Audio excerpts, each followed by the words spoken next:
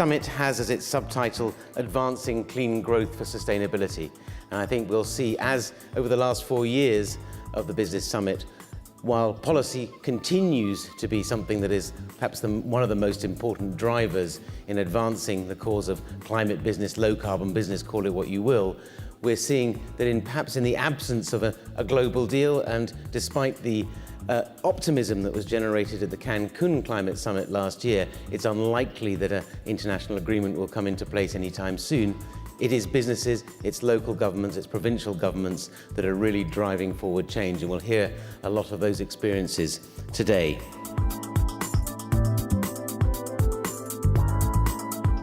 那么中国政府呢，在上有5年计划，以及在今天的新的“12+5”规划当中，在促进低碳发展方面，正在采取着一系列的行动。我想，首先一个呢，就是国家在这方面呢制定发展的战略、发展的规划，提出更加明确的战略的目标。我想这一点呢，将是对全社会、对我们的产业、对我们的企业对我们的金融投资，都是一个非常重要的导向性的作用。特别是在过去的这1年当中，中国已经成为在再生能源领域当中投资最为活跃的一个地区。据统计，去年全球2100多亿美元的可再生的投资当中，中国的市场大体吸引了500亿美元以上的这样一个投资。And for the business community, the opportunities in sharing in green prosperity have never been more defined and lucrative than today. Now, in anyone's language, revenues drawn from the climate sector now represent a substantial segment of the global economy. According to HSBC research, the global climate economy, as measured by cumulative revenues, has hit a record high in 2010 of up to $567 billion US. The ongoing evolution of the climate economy will provide broad opportunities. However, the potential will not be reached without cooperation at the government, corporate, as well as the banking level.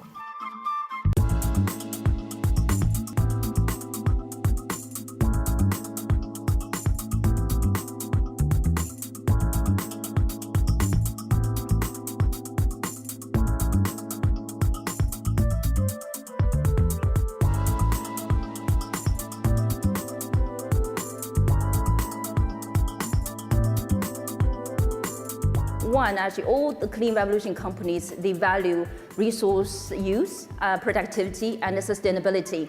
And definitely this has a big impact about the future business model. The concept of the value attached to sustainability, green features, energy efficiency, whatever it may be, is certainly emerging much more as a mindset than it was, say, 5 years ago. 政府现在对内地的这个城市和政府发展特区来讲呢，转变观念，然后提高服务的效率，创造一个公平竞争的环境，我觉得可能比基础设施和那个其他的这个硬件环境的支持可能更重要。We really need to address the financing issue. You have bankers who say, we actually would be like to invest, but we don't find projects. And you have lots of people who have projects and say, I don't find the financing. And I think there are 2 or 3 things which need to be fixed. You know, we have to go beyond where we are now. We have to stop talking about, I can't make the change because it's not economic. That has to end. It's got to go beyond that.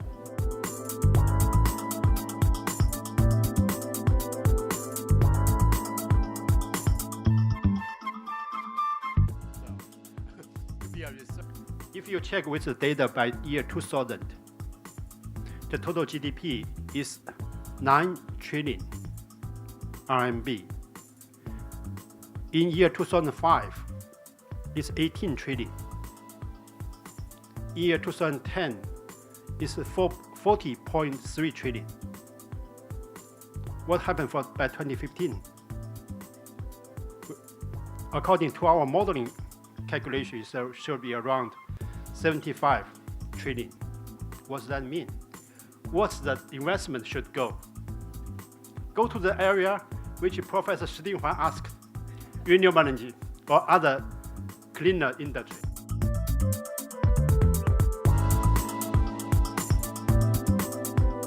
As we look at this low-carbon future, we all know that technology and innovation and clean tech, words we hear all the time, are going to play a key part. It's more about finding how things actually perform in the real world that gives people the confidence to go on and invest in them. So I think we have to look at holistic design frameworks and partnerships for designing cities, designing urban spaces that include technology but also include behavior. That's a very important goal for us too, making it easy for people living in Malmö to live sustainably. Whatever you do, whatever decision you take, whatever you produce, make it efficient, use as little natural resources as you can. And that's the overall concept for our city actually. We tried to learn, and what we learned was that the city planners and the business society must work much closer to each other already in the early planning stages for city development. IT or ICT is now become a building material for the city. Once this is done, smart grid can be deployed. Smart energy-wise usage can be deployed. 我们今天讲节能减排，如果节能减排我们把它做成一种商业行为，我们不光节能减排了，而且还挣到了钱。 It's really speaking their language. So when you can go in and talk to a CFO, a CTO, and demonstrate not only are these products beneficial to minimizing carbon and footprint, but also benefiting the company on their bottom line, you demonstrate a return on investment, you demonstrate how this can really be engaging from your employee perspective. It hits a number of different variables that make it effective both at a business level and at the same time sustainability-wise.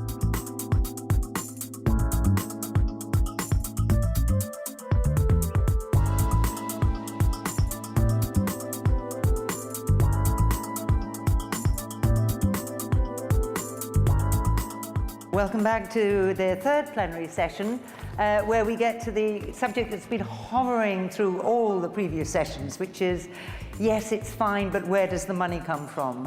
While generalized investment has been stable or slipping down, especially in the West, clean energy investment in renewables and other clean energy has grown very dramatically, whether that be venture capital or mainstream financing. And yet, it's still not anywhere near the scale that is needed. Do this. Every institution